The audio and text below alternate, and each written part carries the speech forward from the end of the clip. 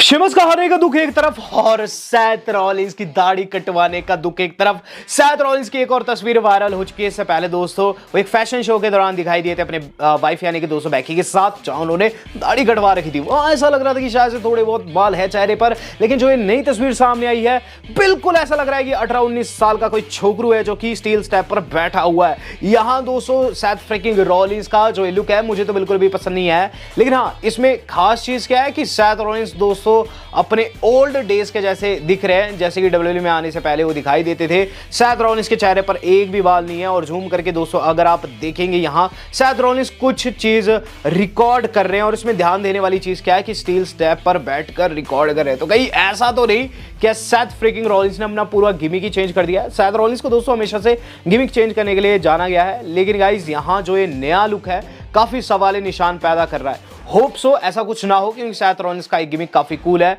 और मुझे अब लगता है दोस्तों कि सैथ रॉलिंस को थोड़ा और टाइम लगेगा, क्योंकि दाढ़ी बढ़ने में टाइम लगता है और तभी दोस्तों वापसी कर पाएंगे। हम बात करेंगे दोस्तों आज की वीडियो की। आज की वीडियो दोस्तों कुछ ऐसी अतरंगी न्यूज एंड अपडेट से जुड़ी हुई रहेगी। इवन रॉ को भी हम कवर करेंगे और बात करेंगे the former WWE champion Roman Reigns की, जो कि गाइस जल्द अपना ओजी ब्लड लाइन रिफॉर्म करने वाले हैं। तो रॉ खत्म हो चुकी है, हार्टफोर्ड कनेक्टिकट से लाइव थी। सबसे पहले चीज देखने को मिली दोस्तों डेमियन प्रिस्ट का प्रोमो। डेमियन प्रिस्ट के इस प्रोमो में दोस्तों वो सबसे पहले आकर ये चीज कहते हैं बैकलैश में चैंपियन बनकर निकले हैं, जहां जे उसो की ये टीट चैन लग रही थी। यहां डेमियन कहते हैं तुम्हें वो पसंद है, लेकिन मैं ऑलरेडी बता चुका हूं मुझे वो बिल्कुल भी नहीं भाता है, और आज वो बताना चाहते हैं कि वो माफी मांगना चाहेंगे फिन एंड जेडी से। फिन एंड जेडी को कहते हैं यार तुमने मेरी बहुत हेल्प की, तो आओ गले लगो। यहां दोस्तों वो उन्हें गले वले लगाते हैं और काफी अच्छा मूवमेंट बनता है। पीछे से डोमिनिक भी आकर गले लग जाते हैं, चीजें साफ हो जाती है कि अब जजमेंट डे नहीं टूटने वाली। फिन कहते हैं कि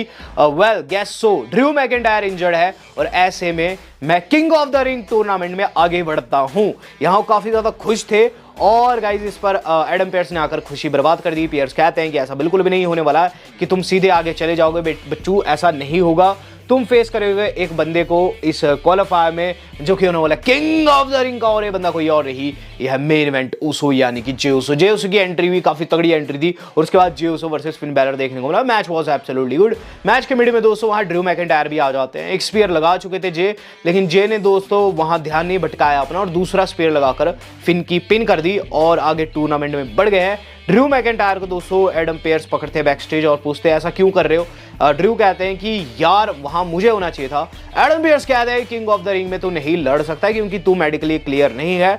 रही बात तेरी परेशानियों की, तेरी परेशानियां बहुत सारी है, तो सीएम पंक से भी परेशान है। ड्रू कहते हैं हाँ, और वो कहाँ है, वो यहाँ नहीं। एडम पेयर्स ऐसा कहते हैं और इस पर दोस्तों मैकिंटायर वहाँ अपनी गाड़ी ऑन करते हैं, वहाँ से निकल जाते हैं। इन द मीन टाइम दोस्तों दूसरी पीले कलर की गाड़ी आकर रुकती है जिसमें सीएम पंक निकलते हैं। सीएम पंक पूछते हैं कि ड्रू कहाँ है। एडम पेयर्स कहते हैं वो तो निकल गया, जिस पर सीएम पंक कहते हैं ओ यार मैंने उसे बहुत पीटना था, जिस पर अब वो कहते हैं कि उनकी एंट्रेंस बजाई जाए। वहाँ थीम सॉन्ग बजता है, सीएम पंक का एंट्री होती है, सीएम पंक के नाम की चैंट भी लगती है। सीएम पंक वहाँ ये चीज़ कहते हैं कि ड्रू मैकिंटायर निकल चुका है, लेकिन आज वो उनका वेट करने वाला है। यहाँ वो उन पर काफ़ी ज़्यादा कमेंट करते हैं। वो कहते हैं ड्रू मैकिंटायर कहता है कि मैंने ऐसा किया, मैंने वैसा किया, मैंने उसके सपने बर्बाद किए। वो शायद मुझसे नफरत नहीं करता बल्कि वो खुद से नफरत करता है। वेल ड्रू मैकिंटायर ने मुझे पहले नुकसान पहुंचाया था और रॉयल रंबल के ड्यूरिंग उसने मेरे शोल्डर को बर्बाद किया, लेकिन मैंने उसका नाम नहीं लिया। मैं गया, मैंने सर्जरी कराया और मैं यहाँ वापस आया हूँ। आई नेवर बैक डाउन, और यही चीज़ मुझे डिफरेंट बनाती है और बेस्ट इन द वर्ल्ड बनाती है। मैकिंटायर का मैं इंतजार करूंगा जहाँ वो घड़ी की सुइयाँ देखते हैं। मैकिंटायर तो नहीं आते हैं, लेकिन सीएम पंक ये चीज़ कहते हैं कि जब तू लौटेगा तो मैं तेरे हाथ के साथ साथ तेरा फेस भी फोड़ दूंगा। और उसके बाद दोस्तों ये सेगमेंट हो जाता है खत्म। तो सीएम पंक बहुत ज़्यादा वेट किए और लगभग 5 मिनट तक उन्होंने प्रोमो काटा, लेकिन यहाँ ड्रू मैकिंटायर नहीं आए। ड्रू मैकिंटायर शायद डर गए थे या फिर कुछ और। बात की जाए इसके बाद क्या हुआ, ब्रॉन स्ट्रोमैन रिकोशे के साथ देखने को मिलते बैक स्टेज, जहाँ रिकोशे को शाउट आउट देते हुए ये चीज़ कहते हैं कि हम फॉर्मर टैग टीम भी रह चुके हैं और आई कैन श्योर कि तू इस किंग ऑफ द रिंग को जीतेगा और बताएगा क्यों तुझे किंग कहा जाता है। अब महिलाओं का दोस्तों क्वीन ऑफ द रिंग जो है वो बिगन हो चुका है, या फिर कह लीजिए दोस्तों टूर्नामेंट बिगन हो चुका है। दरअसल दोस्तों डब्ल्यू वालों ने ये चीज बता दी है कि पुरुषों का king of the Ring tournament raw के अंदर भी होगा और स्मैकडाउन के अंदर भी होगा। वहां से एक बंदा निकलेगा, रॉ से एक बंदा निकलेगा। सेम केस में दोस्तों क्वीन वाले केस में महिलाओं का रहने वाला है, रॉ में भी होगा, स्मैकडाउन में भी होगा, और एक एक मेंबर दोस्तों जो जीत कर जाएगा वो गाइस सऊदी में फेस करेगा क्राउन के लिए। यहां दोस्तों जो सबसे पहला मैच हम लोगों को महिलाओं में देखने को मिल रहा था ईओ स्काई का था, जो नटालिया को फेस करी थी। मैच के अंदर दोस्तों डैमेज कंट्रोल की इंटरफेरेंस हुई और गाइस ईओ स्काई इसमें मूवसॉल्ट लगाकर जीत गई और आगे क्वालिफाई कर गई। अब गाइस हम लोगों को देखने को मिल रहा है पुरुषों का क्वालिफायर जो कि दूसरा था, जहां दोस्तों जो हमारे अपने ड्रैगन ओवर फेस कर रहे थे रिकोशे को। Match was absolutely good. इसके अंदर रिकोशे ने दोस्तों एक बारी को ऐसा कर दिया कि गाइस लगने लगा वो जीतेंगे, लेकिन एंड में दोस्तों उन्हें फ्लाइंग एल्बो लगता है जब वो नीचे पड़े हुए थे। ये दूसरी बारी हुआ और यहाँ दोस्तों ड्रैगन ओवर मैच को जीत गए। मैच के बाद उन्होंने रिकोशे का हाथ भी हवा में खड़ा किया और उनसे हाथ भी मिलाया। काफी अच्छे से दोस्तों ये सेगमेंट कह लीजिए दोस्तों खत्म हुआ है। हम लोग देख रहे हैं दोस्तों अब एक और क्वालिफायर जो कि हो रहा है दोस्तों हमारी अपनी जोई स्टार्क एंड गाइस नाइल के बीच में। Match was good. इसके अंदर स्टार्क क्वालिफाई कर गई है, काफी डोमिनेंट उन्होंने यहां परफॉर्मेंस दी है। ब्रॉन ब्रेकर बैकस्टेज पूछते हैं एडम पेयर्स से कि मैं क्यों नहीं हूं किंग ऑफ द रिंग में। एडम पेयर्स कहते हैं कि कुछ देर बाद आकर बताऊंगा। यहां दोस्तों हम लोग देख रहे हैं read versus Chad. Match was absolutely good.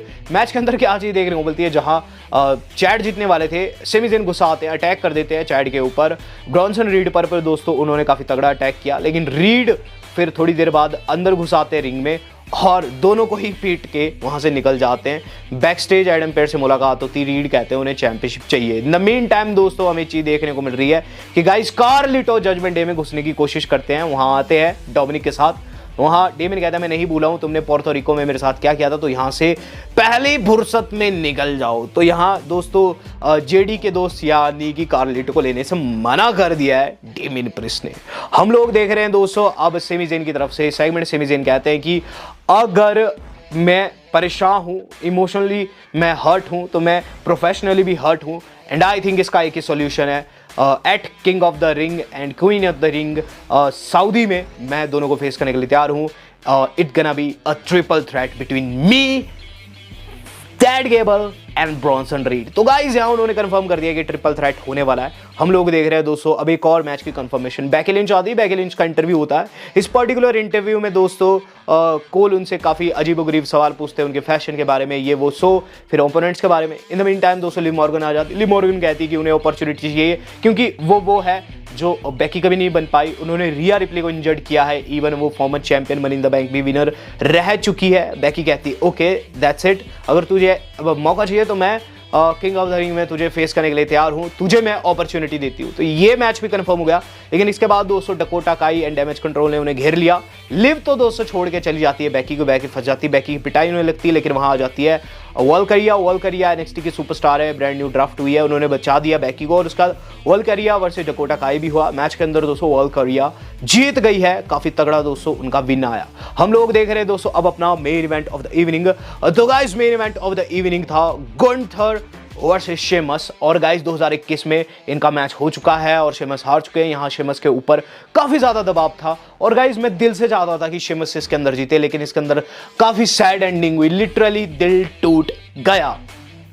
And में क्या चीज देखने को मिलती है गाइस, शेमस बहुत अच्छा परफॉर्म करे थे, उनकी चेस्ट लाल हो चुकी थी, बैक पर हाथों के निशान थे गंथर के।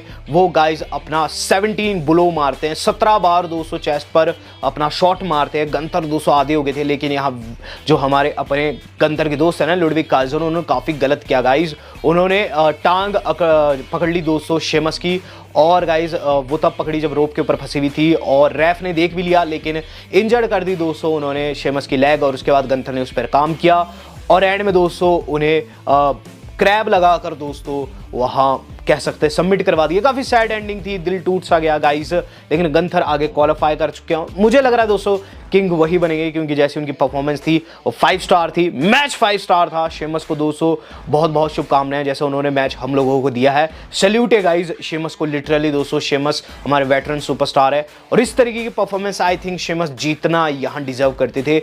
अब बात कर ली जाए दोस्तों उस न्यूज की जो कि गाइस काफी ह्यूज है, और गाइस कहीं ना कहीं आपको बहुत ज्यादा खुश भी करने वाली है। ट्राइबल चीफ रोमन रेंस को लोग काफी समय से मिस कर रहे हैं और हर कोई चाहता है दोस्तों ट्राइबल चीफ लौटे इस टाइम, क्योंकि कंपनी के अंदर अगर आप ध्यान से देखेंगे तो ब्लड लाइन स्टोरी लाइन इतनी बड़ी हो चुकी है, ट्राइबल चीफ इतने ज्यादा बड़े हो चुके हैं कि उनकी कमी बहुत अच्छे से खलती है और कहीं ना कहीं ट्रिपल एच भी जानते हैं। और गाइज इसीलिए उन्होंने एक स्टोरी लाइन ऑलरेडी डब्ल्यू में बिल्ड कर रखी है। रोमन रेंस का रिटर्न कहीं ना कहीं बहुत सारी फैमिलीज को फीड करेगा। ये जो स्टोरी लाइन है बहुत सारा पैसा लेकर आएगी और आप जानते हैं इस वक्त दोस्तों सोलो सिकाओ ने अपने साथ रिक्रूट कर दिया है थामा टोंगा एंड लोआ को। यहां दोस्तों 3 ये हो चुके हैं। बताया जा रहा है कि जेकब फाटू भी आगे जाकर इन्हें ज्वाइन करेंगे।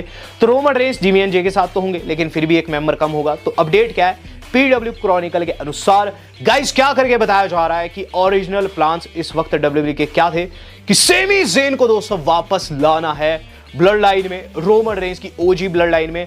और गाइस कहीं ना कहीं अगर ऐसा होता है तो कहीं ना कहीं डब्ल्यू वाले बहुत अच्छा कर जाएंगे। सेमी ज़ेन दोस्तों आईसी चैंपियनशिप के पूरे के पूरे सिनारियो में कहीं खो से गए हैं। इवन दोस्तों रीड भी उन्हें पीट कर जा रहे हैं। सेमी को दोस्तों एक दिशा की आवश्यकता है और वो दिशा दोस्तों उन्हें दे सकते हैं the tribal chief Roman Reigns. और ऐसा करके बताया जा रहा है कि गाइस ओरिजिनल प्लान यही थे कि ओजी ब्लड लाइन को वापस लाना है अगेंस्ट सोलो सिकोआ की ब्लड लाइन और वॉर गेम्स में मैच करवाना। अब देखते हैं दोस्तों ये चीज होती या फिर नहीं, लेकिन अगर होती है बहुत ज्यादा मजा आएगा। वीडियो आज कितनी मजा आया हो डू सब्सक्राइब। वेल दोस्तों आज तक के लिए इतना ही, धन्यवाद, शबक है।